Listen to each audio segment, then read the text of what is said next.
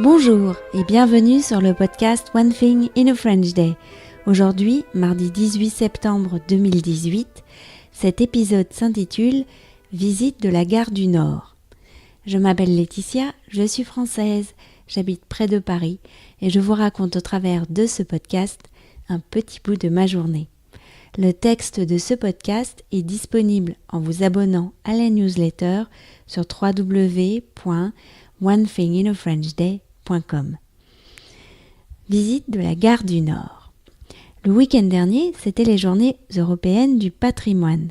À cette occasion, on peut visiter gratuitement des musées, mais aussi des sites qui ne sont pas d'ordinaire ouverts au public.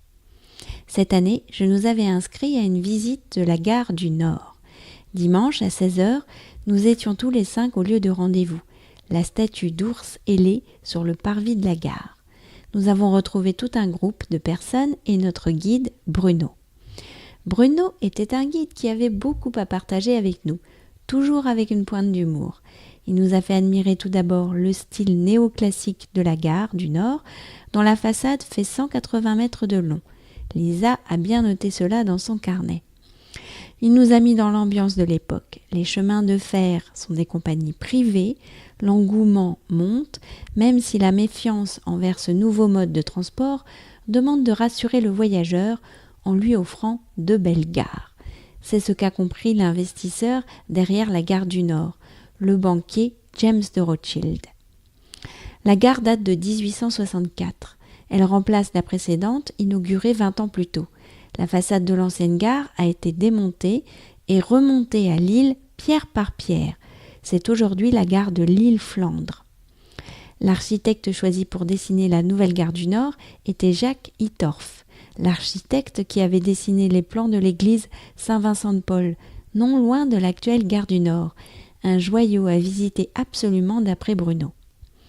Après une visite du quartier de la gare, nous arrêtant ici ou là pour des anecdotes, nous sommes entrés dans la gare proprement dite en passant par la gare de banlieue. Bruno souhaitait nous montrer le quai 36. La SNCF, plutôt que de se battre contre le street art, a décidé de l'inviter à s'exprimer sur le mur du quai 36.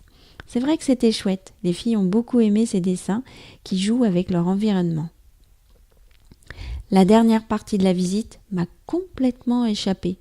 Trop de bruit autour de nous, les filles qui avaient soif. Je ne vous en dirai donc pas plus sur la gare, sauf que nous sommes allés voir une locomotive à vapeur sur un des quais. Pas de doute, nous avons passé un bon moment grâce aux Journées du patrimoine. One Thing in a French Day, c'est fini pour aujourd'hui. Vous pourrez retrouver le début du texte de ce podcast ou vous abonner à la newsletter sur www.onethinginafrenchday.com. Si vous avez envie de m'envoyer un message, voici mon adresse email frenchday@gmail.com.